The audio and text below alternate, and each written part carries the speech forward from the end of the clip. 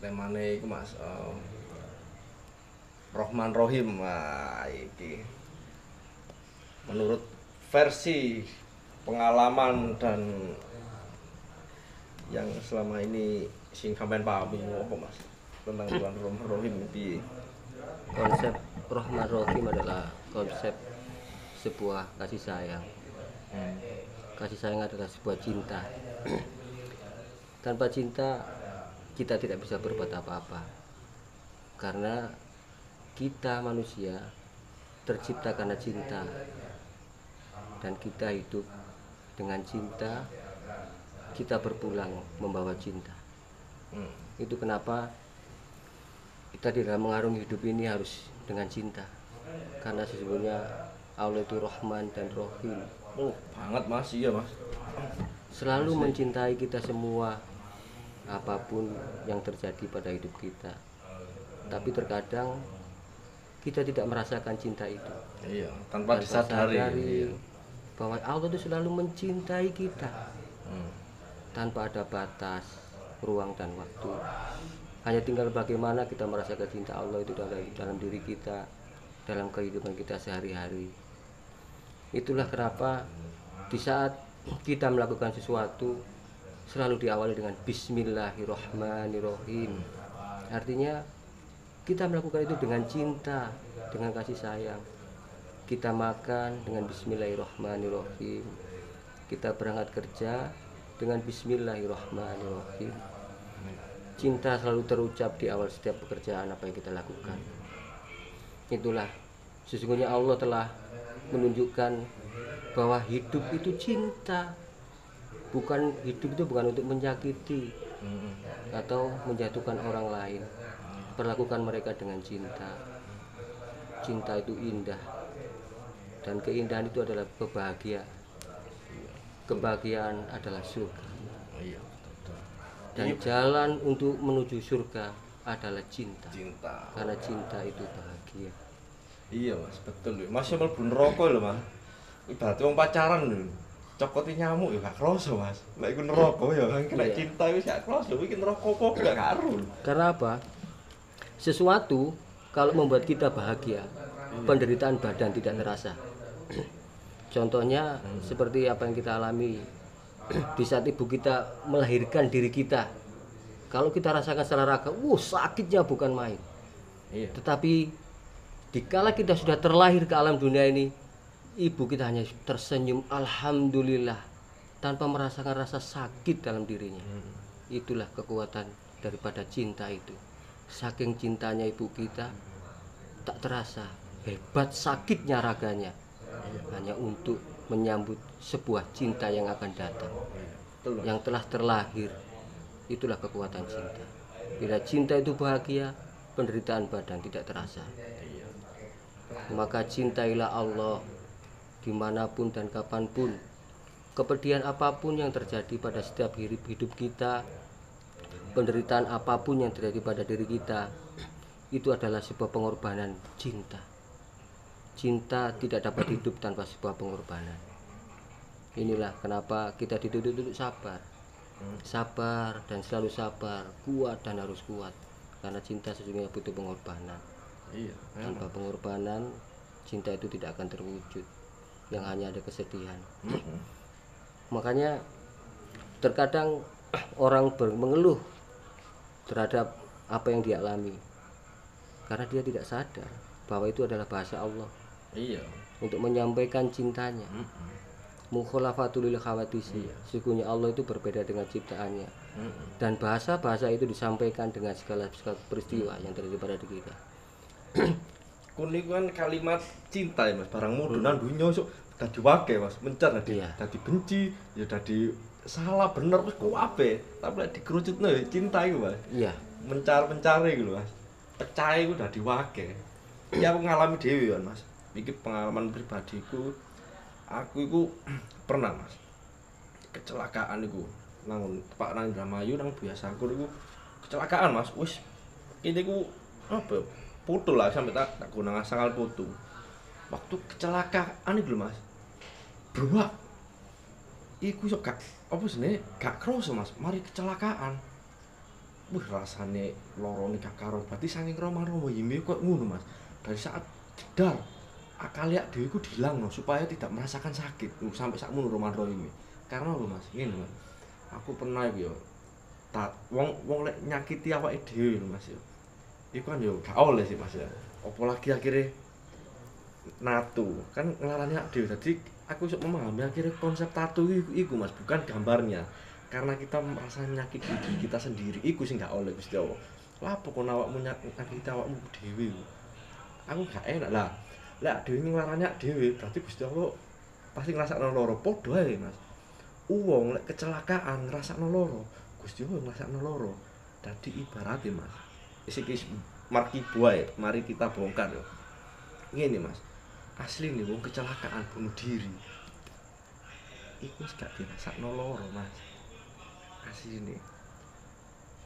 do rasane lara lho Mas Gusti Allah pasti lebih lara supaya dibungkus seperti itu supaya iroda Tuhan itu tetap terjaga akhirnya apa ben supaya wong awam iku wedi Mas tapi asli ini yo lek ade Roma-Roma yo gak ngarang lho Mas secara logika lho Mas dari Roman Rohim mosok dhewe mati kok kecelakaan ngrasakno mati Mas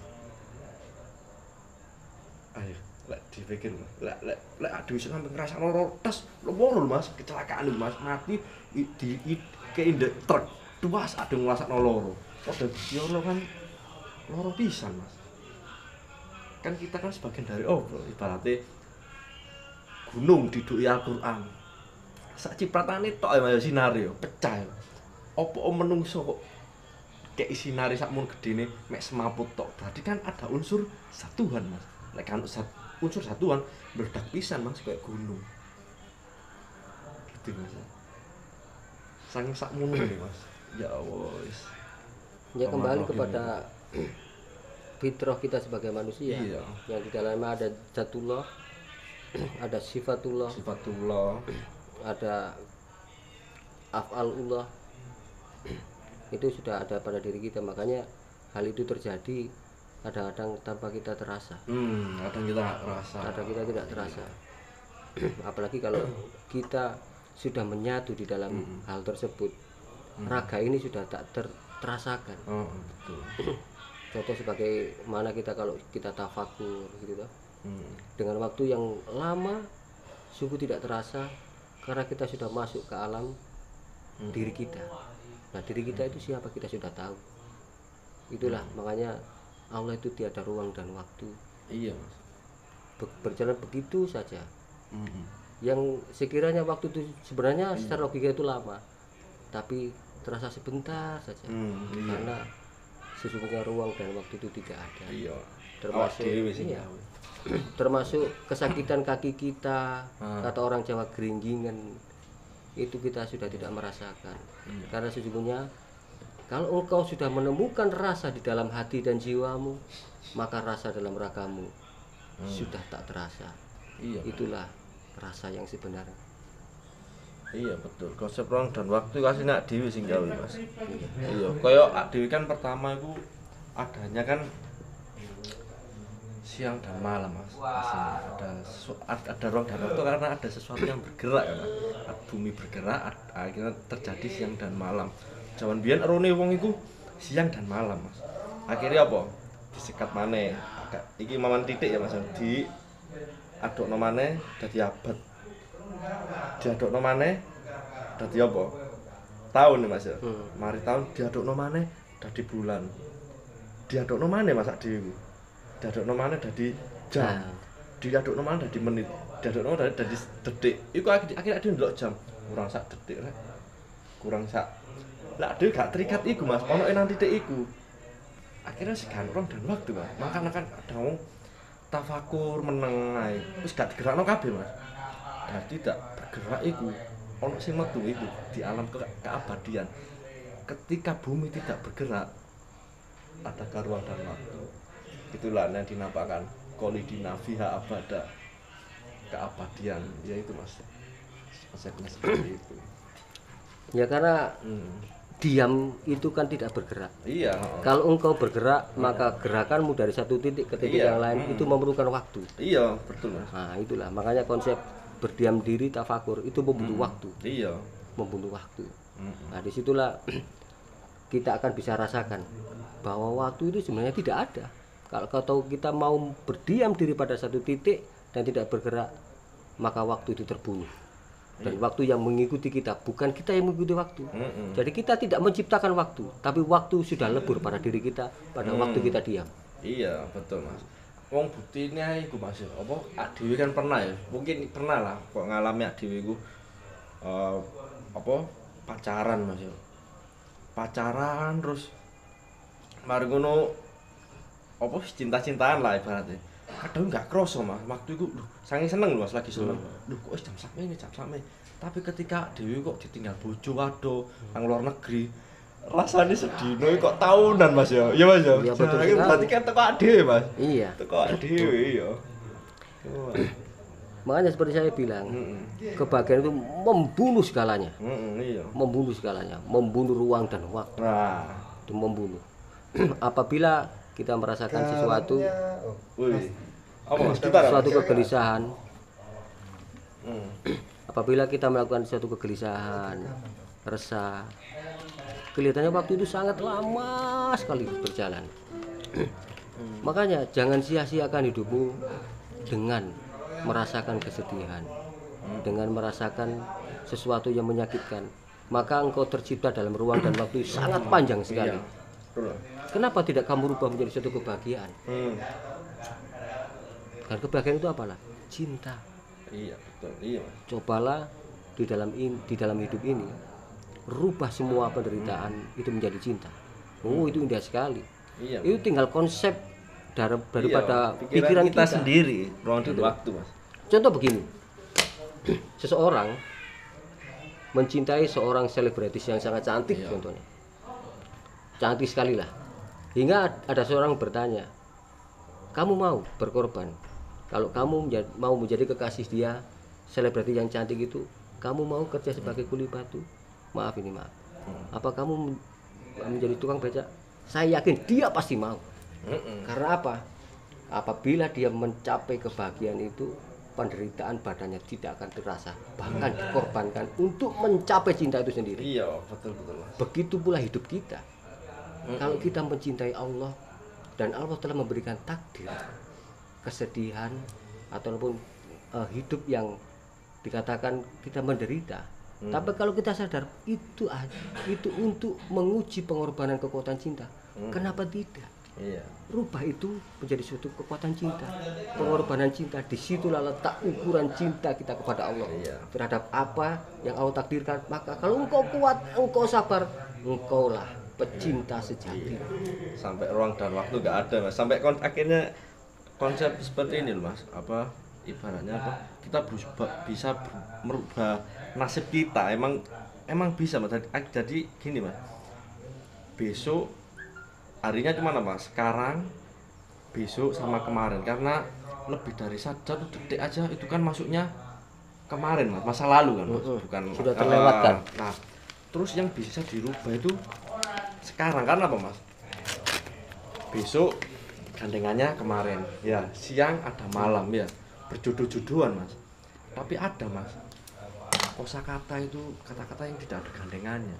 Sekarang itu nggak ada Mas. Sekarang itu gandengannya opo ya, makanya dirubah Mas. Ibaratnya gini, isok tak rumba Mas, isok saya aku gak kepingin gak tak rokok isok kan Mas. Oh, tak rokok lho. Iki sekarang kan Mas. Nah, tak sedot tak tokno. Gak tak tokno gak ya iso Mas. Kapan itu? Sekarang. Nah, karena lebih dari 1 detik udah masa lalu Mas. Sekarang sing sok dirubah, makanya untuk yang lebih baik dilakukan dengan sekarangnya kapan ya? Sekarang Ya sekarang ini. Sekarang iku dadi dilatih Mas dengan secepat mungkin kan, sampai alat pengukur kecepatan gak iso Mas. Ngukur sekarangnya dhewe gak dilatih dengan kebaikan. Akhirnya iku mau ya. Akhirnya bendino nek dhewe iso nglakoni ya iku mau Mas. Terlatih dengan kebaikan sekarang iku apik terus. Sampai menit. Soalnya begini konsepnya. Kalau manusia mempunyai hari, sesudah atau yang terlewati, Heeh. sekarang dan akan datang. Iya iya. Padahal kalau kita ringkas, hari itu ya sekarang ini. Iya sekarang, betul Mas. Hari yang sekarang ini menentukan harimu Hari yang esok. telah kau lewati, bahkan yang akan datang. Akan datang. Kalau kau ciptakan kebaikan hari ini, Iya. kau tinggalkan kebaikan. Mm-mm. Kau ciptakan kebaikan sekarang, kau akan berjalan menuju kebaikan di hari berikutnya. Maka hakikat sebuah hari adalah sekarang. Hakikat sebuah waktu adalah sekarang. Bila waktu itu umur manusia itu berakhir dan waktu itu akan berakhir, maka awali dengan kebaikan, maka kau akan berakhir dengan kebaikan. Betul. Diukir ya Mas ya. Ukir. Kalau hari pasti berakhir, Iya. awali dengan kebaikan, maka akan berakhir dengan sebuah kebaikan. Nah, iya betul. Outputnya itu loh Mas akhirnya biasa. Makanya intinya kita hidup di hari ini, itulah kertas kosong yang akan kita tulis dan kita lukis. Karena apa? Kertas kosong dan lukisan itu akan terpampang di dinding akhirat. Nah, iya betul Mas. Itu akan terbaca di dinding akhirat. Kenapa tidak mulai hari ini, detik ini kita melukis suatu kebaikan, suatu kebenaran yang telah diajarkan Rasul kepada kita untuk menuju dan mengenal Allah. Lukis itu dari sekarang supaya lukisan itu indah, nantinya terpampang di dinding akhirat dan kita melihatnya dengan tersenyum. Oh, aku begitu indah di sana. Begitu syahdu. Jika engkau kotori perbuatanmu hari ini, akan terkotori perjalanan berikutnya. Sayang lukisan itu. Ciptakan suatu keindahan mulai hari ini. Iya betul Mas. Hari ini milik kita adalah hari ini. Besok bukan milik kita. Iya. Hakikatnya hari ini kan hari untuk selamanya. Iya. Makanya kadang orang itu timbul kekecewaan itu kan karena banyaknya harapan-harapan nih Mas. Ketika waktu harapan kita besok hari itu terjadi tidak sesuai dengan yang kita harapkan, timbulnya kecewa. Itu. Kalau kita tidak ada harapan yang kita lakukan sekarang, nggak mungkin ada kekecewaan di situ. Dan harapan itu, katakanlah harapan suatu impian, sesuatu yang diinginkan. Harapan yang besar tanpa suatu tindakan, maka engkau tergolong orang yang penghayal kelas kakap. Penghayal. Sebetulnya kan itu Mas. Manusia ini kan keinginannya manusia itu sebetulnya bukan, kalau kita sadari kadang loh Mas, bukan keinginan kita, keinginan orang lain. Tonggone dhewe tukung ngene, pengen rek. Tukung ngene duwe ngene. Tapi keinginannya dhewe kadang itu lali Mas. Tanpa sadar, jadi manusia itu sebetulnya nuruti keinginannya orang lain, bukan keinginan orang gitu. Kita ya Mas. Kenapa terjadi begitu?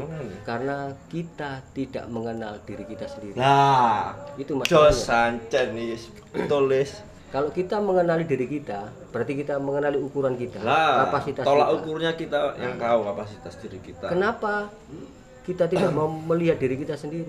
Kenapa harus terseret oleh Iya. keinginan orang lain?